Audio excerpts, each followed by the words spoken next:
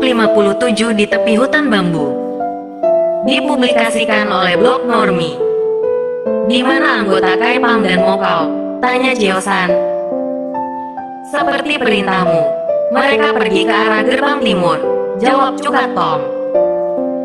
Baik, ayo kita cari mereka. Tak sampai berapa lama terbang, rombongan ratusan orang itu sudah kelihatan berlari dengan cepat ke arah timur. Itu mereka, kata Cukat Tong. Segera mereka menukik ke bawah. Dengan ginkangnya Chiosan meluncur dengan indah ke bawah. Tahu-tahu ia sudah muncul di hadapan ratusan orang anak buahnya itu. Saudara-saudara, aku meminta maaf, hal ini harus terjadi. Apakah kalian masih percaya kepadaku? Percaya sepenuhnya Tuan, jawab mereka semua dengan lantang. Baiklah, mulai hari ini kita semua berpisah.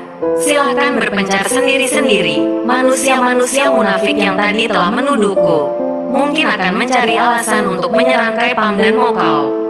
Partai kita telah mengalami berbagai macam hal dan cobaan. Kita tak akan mungkin kalah hanya karena masalah begini saja, bukan? Tak akan pernah, jawab mereka serentak. Baiklah, aku akan bertemu dengan saudara lagi secepatnya. Tunggu perintah dariku, Contoh Tiang. Mohon To Tiang segera ke kota raja. Bawa beberapa orang yang paling engkau percaya. Tunggu perintahku. Jangan keluar kota raja sebelum ada perintah dariku. Siap Pangcu, jawab pengemis Chun. Yan Buntian, kau bertugas melanjutkan perjalanan ke puncak Taisan. Bawa beberapa orang saudara pula bersamamu. Siap Kau Cu, jawab Yan Buntian. Ketua cabang Mokau di kota ini, silahkan maju, kata Chiosan. Seorang pemuda yang lumayan tampan maju ke depan. Dia tadi tidak ikut mabuk-mabukan karena ada beberapa urusan sebentar. Tadi ia pun datang sendirian ke rumah Hu Hujin untuk menyembunyikan jati dirinya. Kini ketika Mokau sedang mengalami kerulitan, ia bergabung kembali. Gu Sam menerima perintah, kata pemuda tampan itu. Jaga jangan sampai Mokau di kota ini hancur berantakan. Tetap siapkan orang untuk menguatkan pertahanan kita. Aku akan memerintahkan anggota dari kota lain untuk membantumu. Siap, ada lagi Kau Cu? Tanya Gu Sam.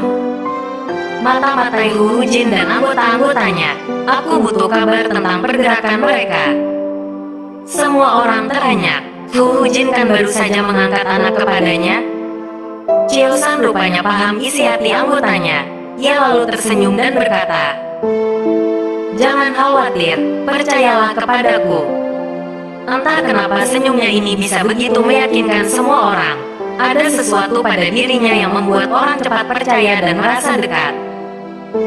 Baiklah saudara-saudara, silahkan berpencar. Begitu kata-katanya selesai diucapkan, semua orang sudah menghilang dari hadapannya. Hanya ada satu orang yang tetap tinggal. Amlin Hua. Gadis cantik itu menatapnya. Ada satu kelebihan perempuan, yaitu ketika ia menatapmu, ia sanggup membuatmu merasa sebagai orang yang paling berdosa di muka bumi ini. Chiosan tak tahu apa yang harus ia perintahkan kepada nona ini. Ia takut jika ia membuka mulut dan mengeluarkan perkataan yang salah. Tatapan nona ini malah akan membetot sukmanya.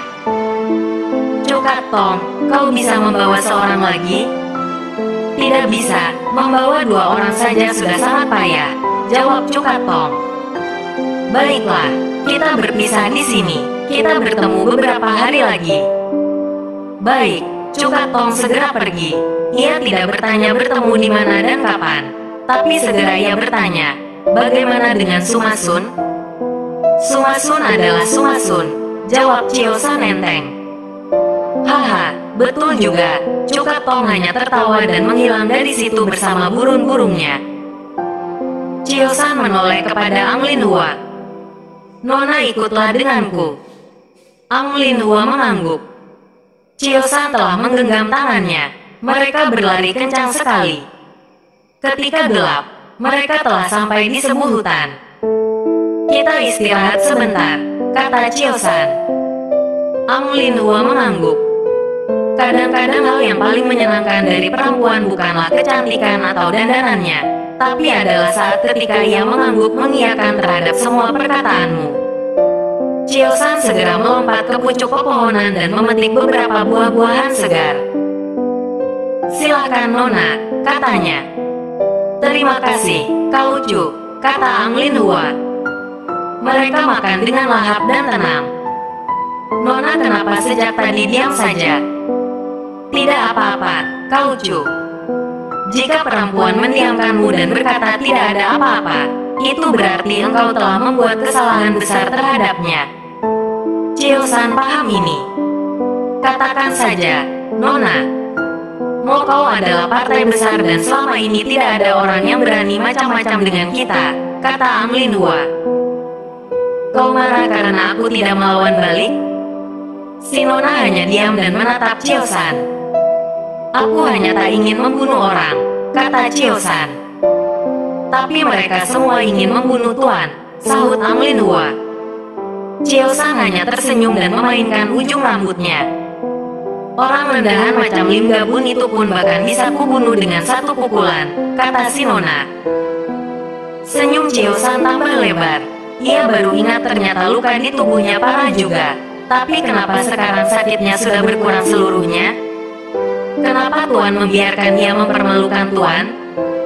Perempuan yang cantik, jika marah biasanya kecantikannya tidak hilang. Tapi kau justru lebih takut kepadanya daripada kepada setan gunung. Oleh sebab itu Chiosan diam saja. "Apakah karena istrinya itu?" kata Ang Lin Hua. "Memang di dunia ini, satu-satunya makhluk yang bisa mengerti perasaan perempuan hanyalah perempuan sendiri." Chiosan hanya bisa menatap Ang Lin Hua. Laki-laki paling pintar di seluruh dunia pun kadang menjadi manusia paling bodoh di hadapan seorang perempuan.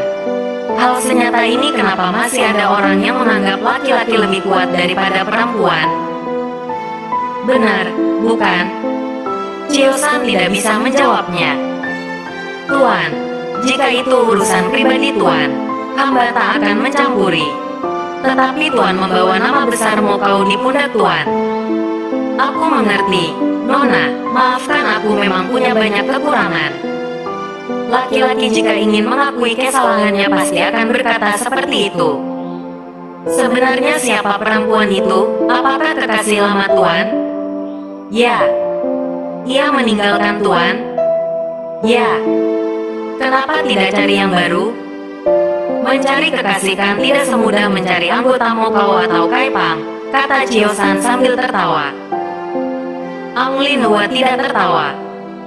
Mengapa kini ia begitu benci kepada Tuan? Aku sendiri tidak tahu.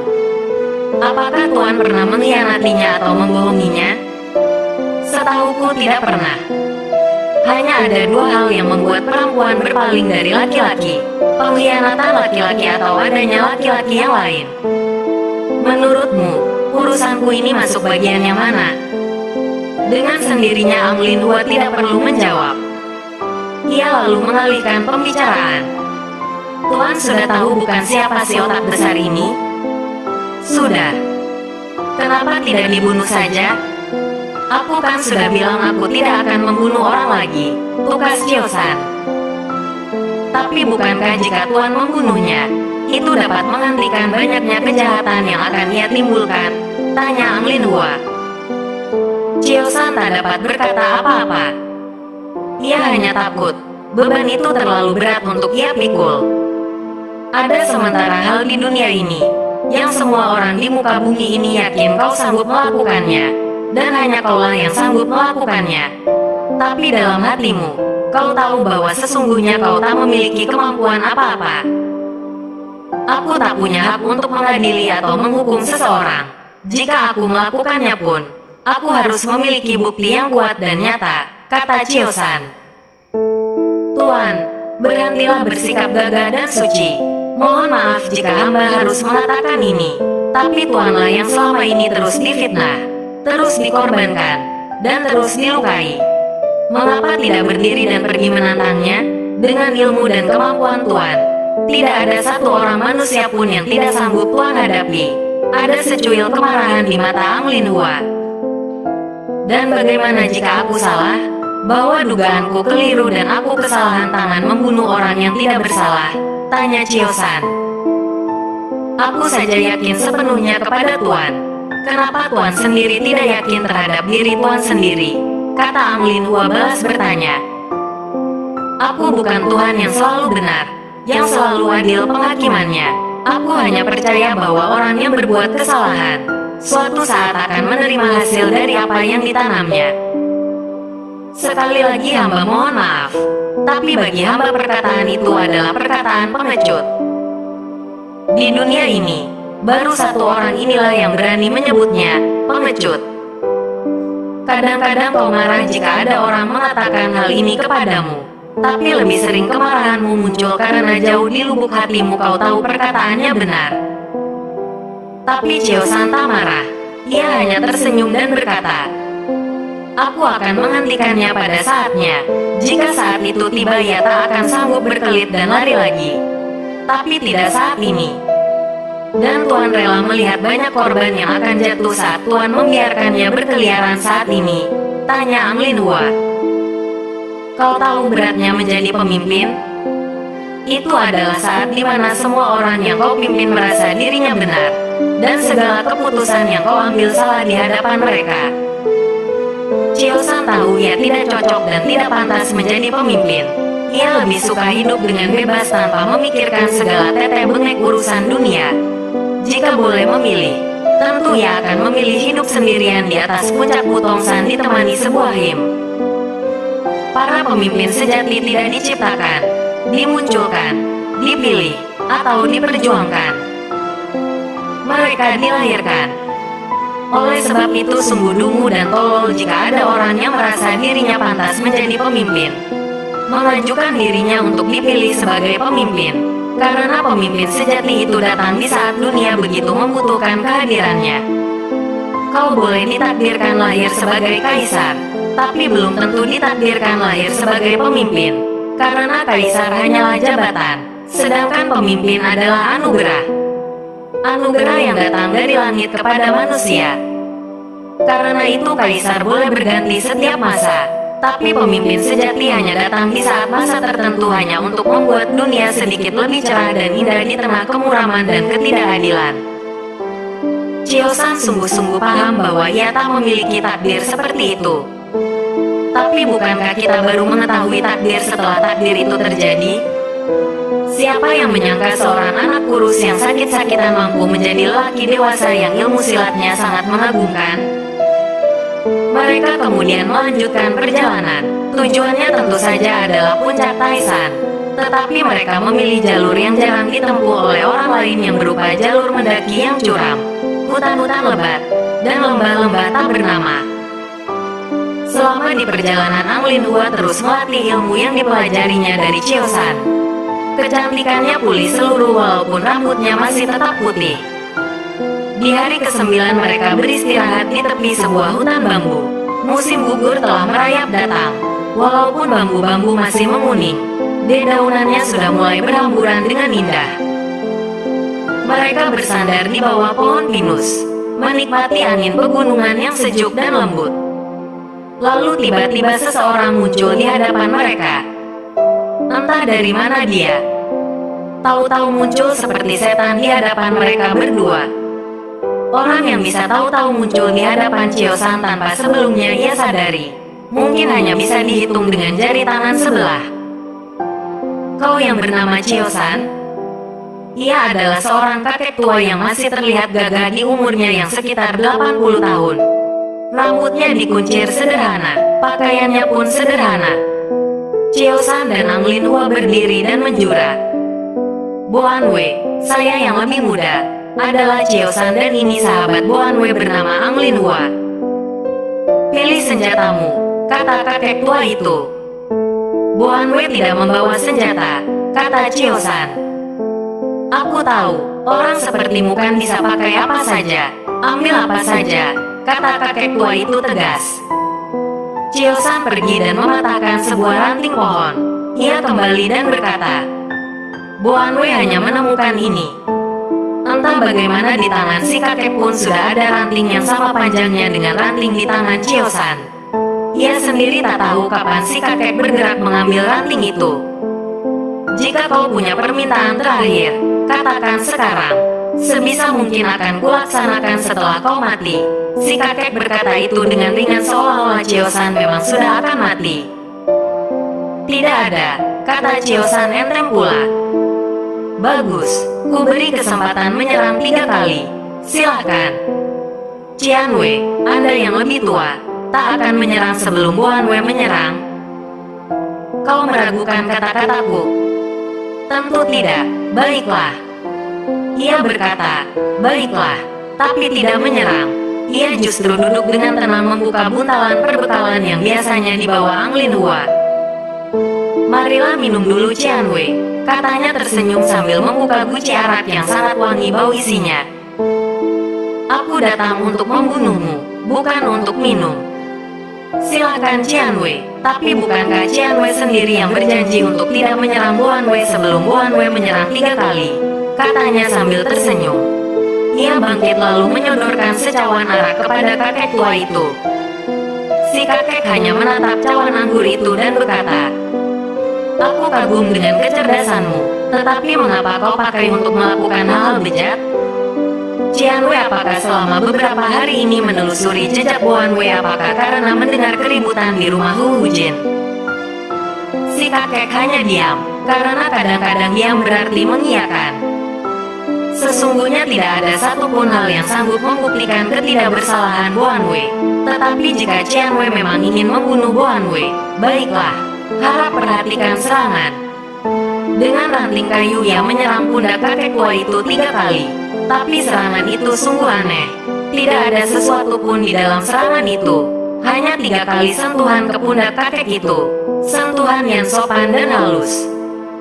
Nah, Bonakui hanya meminta, jika hari ini Bu Hanwei mati, Bu Hanwei memohon agar Qianwei mengusut siapa yang benar-benar bertanggung jawab di balik semua kejadian ini.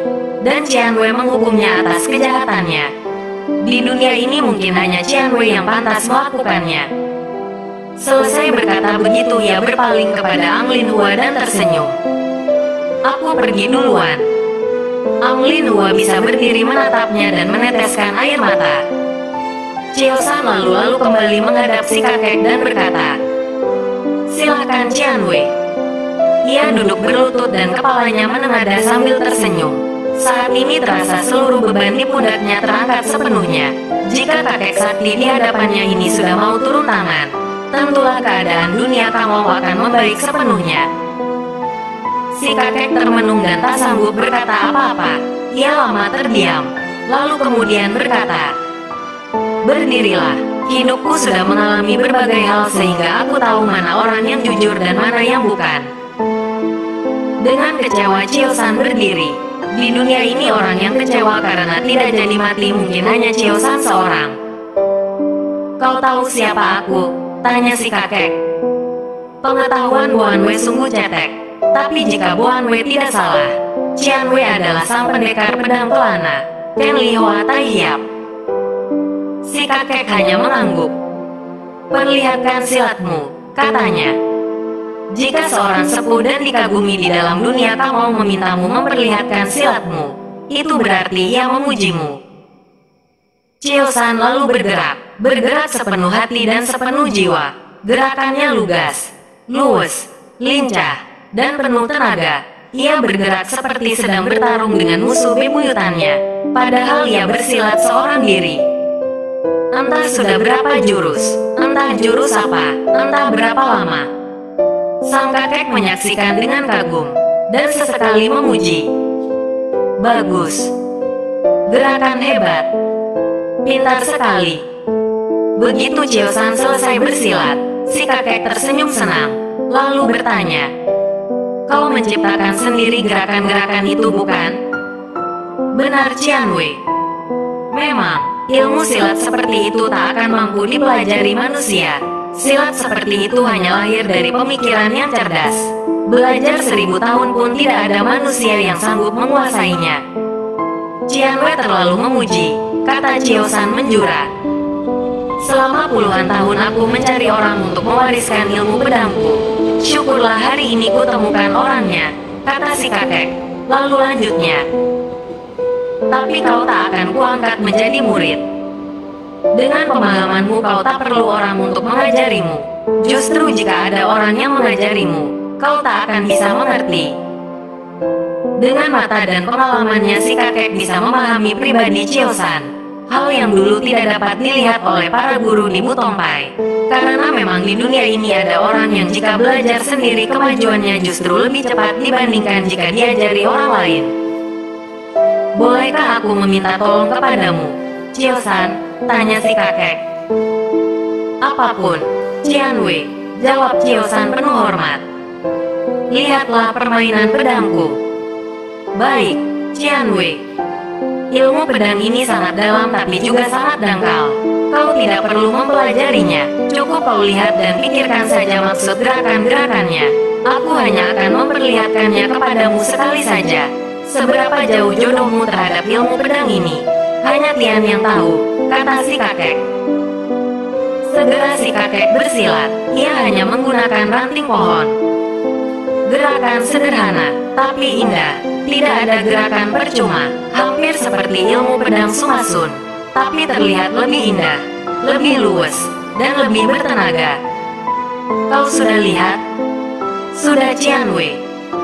Seberapa dalam yang kau paham? Tidak paham sama sekali, kata Chiosan jujur. Hahaha, bagus.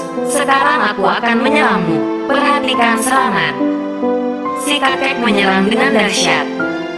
Chiosan menyambutnya dengan cara yang sama. Dua orang bersilat dengan jurus yang sama, tapi juga terlihat seperti jurus yang berbeda satu sama lain. Ratusan jurus mereka lalui. Bagi Chiosan ini pertempuran paling lama yang pernah dijalaninya. Bagi si kakek ini pertempuran paling menyenangkan yang pernah dialaminya. Mereka berdua bertarung dengan gembira.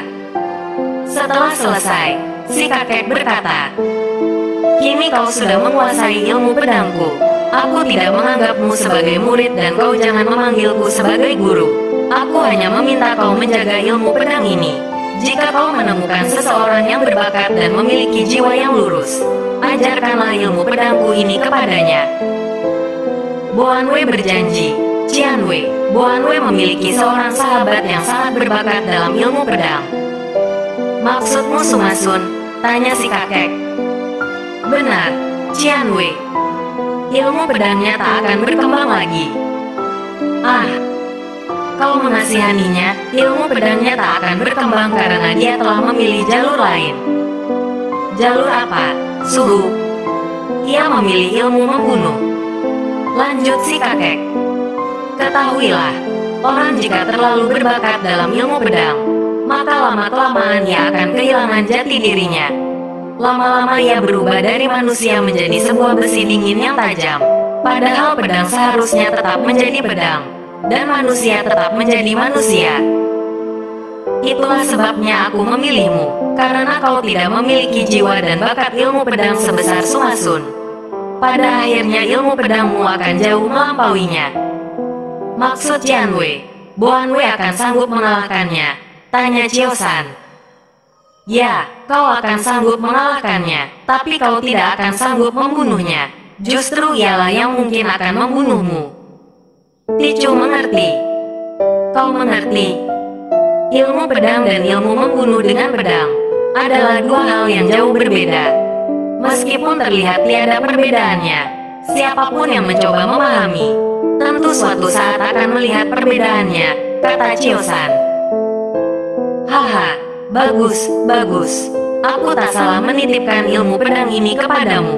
Kau memiliki bakat menjadi pendekar besar. Hanya saja kau tak memiliki bakat menjadi pendekar pedang, kata si kakek. Tetapi justru orang yang tidak memiliki bakat besarlah yang kadang-kadang berhasil. Di dunia ini kejadian seperti ini sudah sangat sering kulihat. Lalu si kakek berkata, aku jarang sekali terjun ke dalam urusan bulim, persilatan. Tetapi sewaktu-waktu, jika ada manusia-manusia bejat merajalela, aku baru mau turun tangan. Sudah sangat lama aku menghilang ke selatan, dan baru kali ini kembali. Urusan pembunuhan bertopeng ini harus segera kau selesaikan supaya aku dapat tidur dan mati dengan tenang, Kata-kata ini menghujam dada Chiosan. Ia tahu saat perpisahan segera tiba. Itulah sebabnya butir-butir air mata mengalir di pipinya.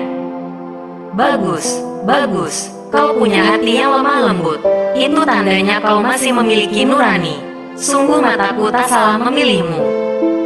Chiosan, mungkin sampai di sini jodoh kita.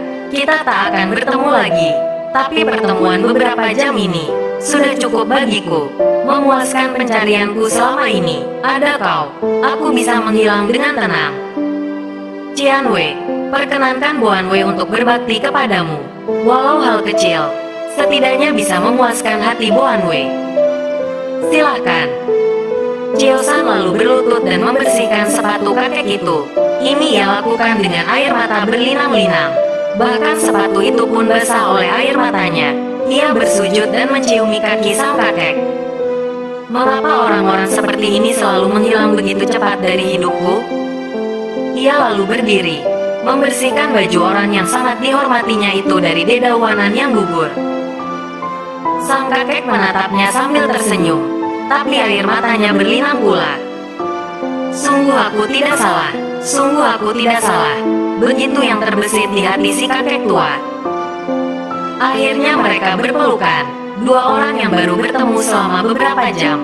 Tapi saat berpisah sungguh menyentuh nurani mereka. Dan mereka pun berpisah. Si kakek berjalan dengan tenang dan hilang di balik pepohonan. Chiosan bersujud sampai entah berapa lama.